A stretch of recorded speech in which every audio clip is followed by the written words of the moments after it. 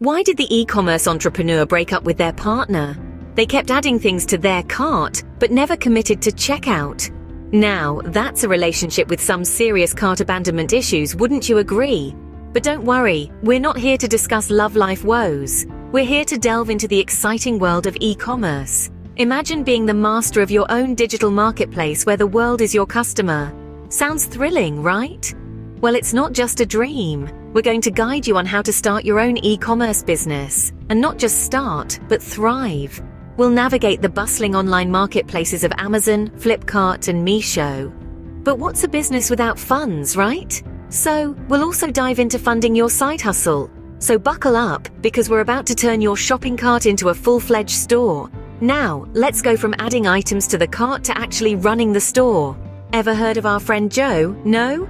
Well, Joe was just like you, sitting on his couch wondering how to turn his love for vintage action figures into a profit. Now, let's delve into Joe's journey. The first step for Joe was to research the market. He spent hours scouring the internet, studying the ins and outs of the action figure industry. He looked at popular models, pricing ranges, and the most sought-after collectibles. He also spent time understanding his potential customers, who they were, what they wanted, and how much they were willing to spend. Having done his homework, Joe discovered a niche that was underserved vintage superhero action figures. He realized there was a community of collectors out there just as passionate as he was, looking for these rare treasures. With his niche identified, Joe moved on to the next step, setting up his online store. He decided to start small, so he opted for a platform that was beginner-friendly and cost-effective. He picked a catchy name for his store, one that would resonate with his target audience. Joe then worked on the logistics. He figured out where he would source his products, how he would handle shipping, and what kind of customer service he would offer. He also set his pricing strategy, ensuring he could make a profit while still offering value to his customers.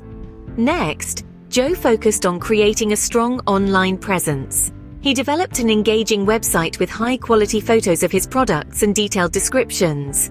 He also started a blog where he shared interesting stories about the action figures and their history. Joe understood that in e-commerce, trust is paramount, so he made sure his store had secure payment options and a clear return policy. He also actively sought feedback from his customers to continually improve his service.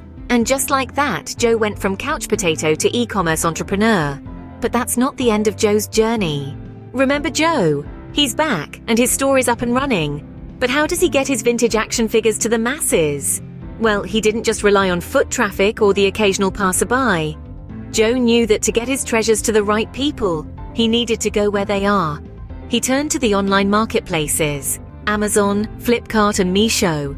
On Amazon, he meticulously crafted his product listings, ensuring they were optimized with the right keywords.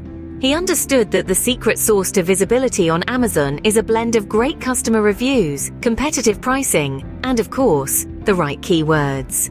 On Flipkart, he took advantage of their seller support services. He learned about product photography, pricing strategies, and even how to handle returns and refunds. He also used Flipkart ads to get his products in front of the right customers. And then there's Meesho. Joe leveraged this platform's social selling model to the hilt. He shared his products on social media, turning his followers into customers and even resellers. But it wasn't just about listing his products and hoping for the best. Joe actively sought customer reviews and feedback. He understood that each review is a chance to improve. If a customer wasn't happy, he made it right. If they were, he asked them to leave a review. Then there was targeted advertising. Joe knew the importance of getting his products in front of the right people. So he invested in advertising, targeting those who were most likely to be interested in his vintage action figures. Through these strategies, Joe was able to expand his reach and grow his business. His vintage action figures were no longer just sitting on his store shelves. They were reaching collectors and enthusiasts all over the world. So Joe's business is booming, but he's got dreams bigger than his bank account. What's a guy to do? Joe's got a successful e-commerce business, but he's got his eyes on the prize, a full line of vintage toys from the 80s. But how does he turn this dream into reality when cash is tight? Well, let's dive in. First, Joe considers bootstrapping, which is essentially self-funding. He pinches pennies, cuts back on avocado toasts, and even sells off his old comic book collection. Tough decisions, sure, but he's putting every spare dime into his business. When bootstrapping isn't enough, Joe turns to crowdfunding.